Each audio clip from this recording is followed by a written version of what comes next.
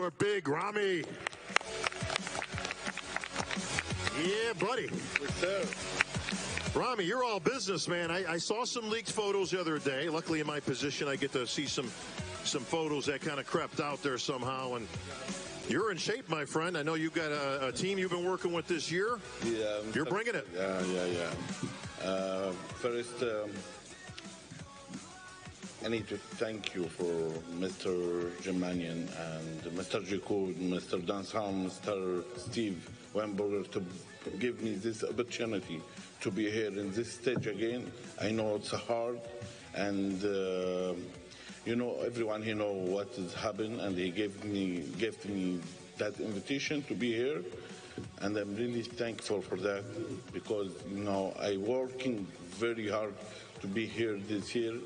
The situation is very hard for me this year. I do Army Classic, I try to go Australia, I try to go Arnold, Europe Pro. So many things happen, but I'm here. Thank you, God. Thank you for everyone helping me to be here in this stage. And now, Rami, I got to ask, okay? You got a full lineup here. Yeah. You got the champ coming back, Mr. Olympia. Sure. You got another Mr. Olympia on the other side of you. You got another Mr. Olympia right here who's the current champ that are all competing. Your name has been around for the last 5 years, 6 years as a contender. If Big Rami shows up in shape, look out. He's got the proportions. He's a big man. He's got the small waist. What is going to be different this year? Can you take the title? Okay, I'm always asking the judge after the show what I need to do. Sometimes I'm stupid, I'm not doing what they said. But I try this year to bring everything in point. I'm working very hard with Mr. Chad and Dennis James. Talking about Chad Nichols and Dennis James. Yeah. And I try to bring, I'm working very hard for that. It's not for me now. Maybe when I start bodybuilding, I try to be number one because Rami, he needs to be number one because it's money. It's not about that right now. It's about my fans. I have a fans in my pack from all the world, especially from the Middle East. He needs to see one from them. He brings the title there, and I try to doing that. Yeah. Well, we got judges. Hey, Tyler, what's he got to do to win this weekend? He knows. Okay, yeah. Good answer. You've learned from the best, clearly. The behind-the-scenes work Hani does is spectacular. Without Hani, Hadi's not here this year. Okay, so big shout out to Hani Rambod out there. But Hadi. Absolutely. I mean, both years he came in at the very last minute. Did you have a plan B if he wasn't going to be able to make it coming this year? What would plan B be?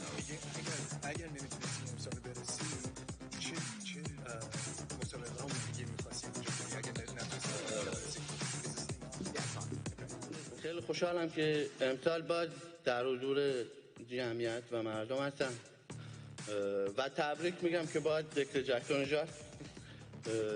خوشحالم که فیلیکس دوباره برگشته و رقابت جوری میشه که دیگه حرف و حدیثی نباشه که خلوت بود، سبک بود، فلان بود.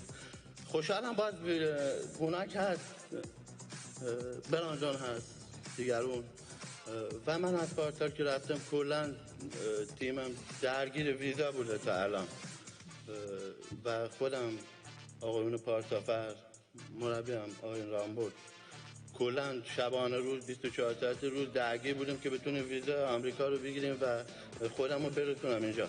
من واقعا این 60 روز که بیرون بودم 2 ماه است کل سختی ها رو خودم با خودم هم کردم و خوشحالم که تونستم تلاش کنم به خودمو برسونم اینجا. اگر نمیتونستم المپیا شرکت کنی چی کاری کردی؟ من همیشه امید دارم به جز المپیا گفتم هیچ مسابقه دیگه شرکت نمیکنم.